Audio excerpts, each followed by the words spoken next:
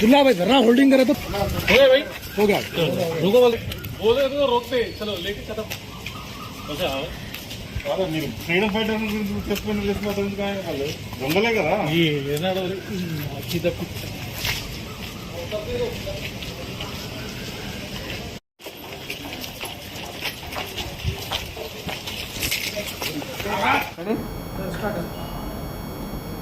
पिछले सैटरडे को हुसैन आलम police limits में जो एक मर्डर हुआ, इसमें 3 लोगों को गिरफ्तार किए।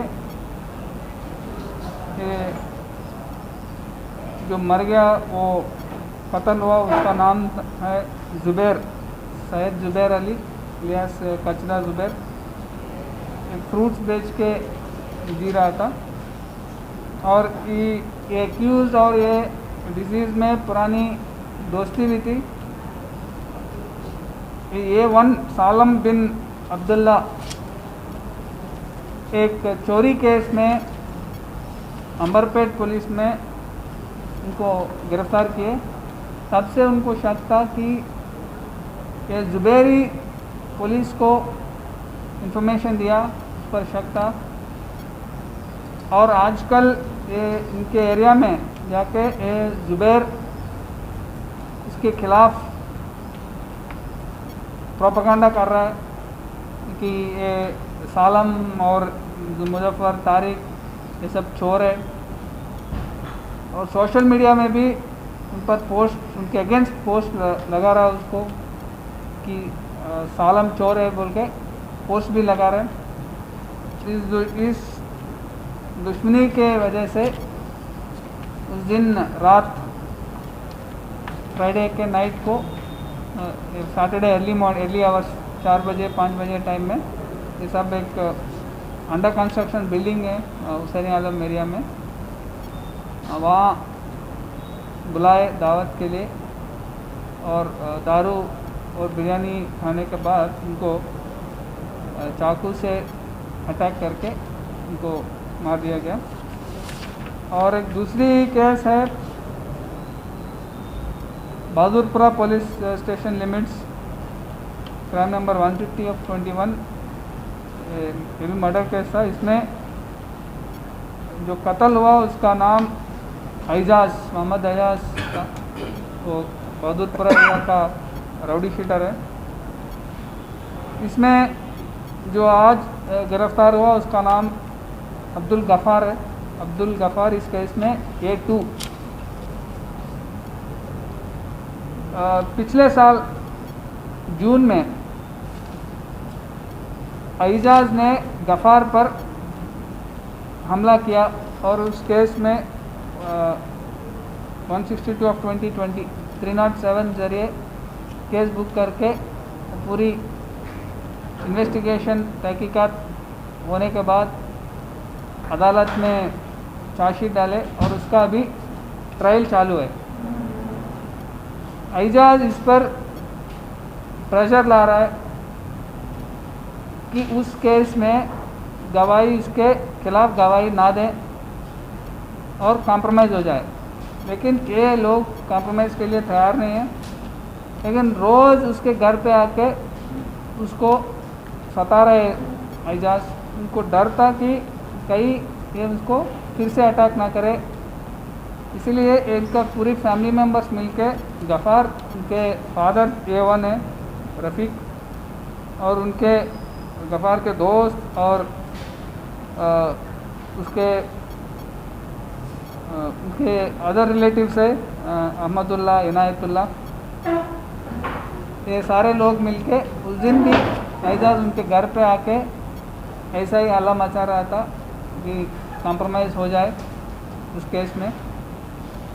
उस दिन जब वो आया था उस पर मिर्ची पाउडर और पानी मिला के उस पर फेंक के, उसके आँख में फेंक के उसको चाकू से और लकड़ी से मारे और एक पत्थर से भी उनको सिर पर डालकर उसका कत्ल किया गया।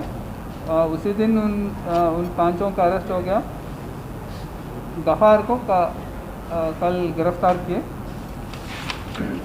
और ये सारे केसेस में हम देख सकते हैं कि जल्दी से जल्दी इसमें एक्यूज का अरेस्ट हो रहा है, तो इन्वेस्टिगेशन भी फास्ट ट्रैक कर रहे हैं, वो चार्जशीट डाल रहे हैं और ट्रायल भी फॉलो अप कर रहे हैं हम। इन्वेस्टिगेशन भी पूरी तरह से पक्का होने के लिए उनको रेगुलरली उनको फॉलो अप कर रहे हैं और ट्रायल भी हम अभी फॉलो कर रहे हैं, क्योंकि किसी गवाही पर कोई प्रेशर ना हो और जब वे कोर्ट में जाए अच्छी तरह से विदाउट एनी फियर और प्रेशर अपनी गवाही दी अदालत में और उसको पनिशमेंट मिले। और इसके बाद हम मिशन चबूतरा भी लास्ट वीक से स्टार्ट किए।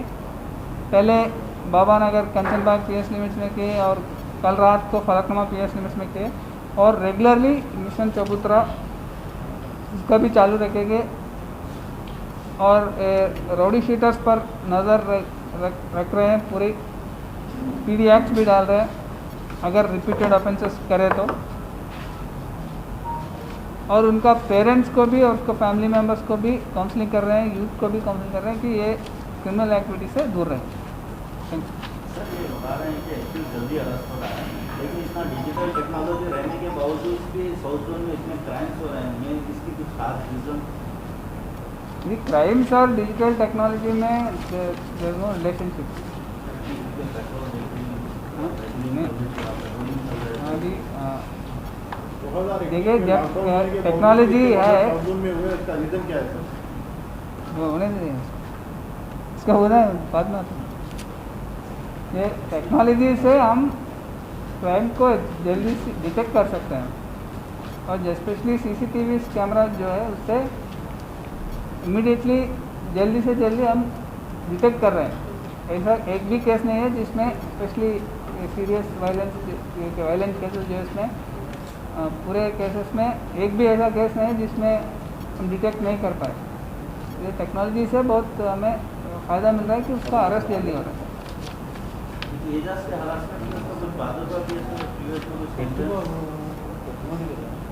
इसी केस में उसने उससे पहले ही 1 महीने पहले ही उसको अरेस्ट किए वो दूसरे केस में। I think it is NDPF case, गांजा केस, उसमें अरेस्ट होके 1-2 दिन पहले ही वो जेल से निकला। जितने भी मर्डर्स हुए वो पूरे लॉकडाउन टाइमिंग में ही हुए, इसका रीज़न क्या है? लॉकडाउन टाइमिंग में हुए। फलकनुमा मर्डर है तो रेगुलर जब लॉकडाउन नहीं तो उस टाइम में हुए, दोनों टाइम पे हो रहा है। जो लॉकडाउन एरिया टाइम में जो हो रहा है वो नेबर उसी एरिया में रहने वाले को चेकपोस्ट है, हर गाड़ी चेक हो रही है, तो फिर वो हथियार लेके कैसा जा रहा है चेकपोस्ट पर? जो कुछ भी जब देखते हैं कि दाबिरपुरा केस है वो उसी एरिया के रहने वाले, उसी नेबरहुड के, और ये बहादुरपुरा एरिया मर्डर भी उसी एरिया के रहने वाले, कहीं से बाहर से नहीं आया। सर आप चबूतरा मिशन के बारे में फलकनुमा लिमिट में करने के बाद भी कुछ ऐसा एक्सीडेंट हुआ बोल के सुनने में आ रहा सर? फलकनुमा लिमिट्स में फलकनुमा लिमिट्स में एक्सीडेंट केस हुआ, एक्सीडेंट हुआ और एक्सीडेंट के बाद वो झगड़ा में लगे, थोड़ा पी के हुआ था वो। जुबेर का क्रिमिनल रिकॉर्ड नहीं।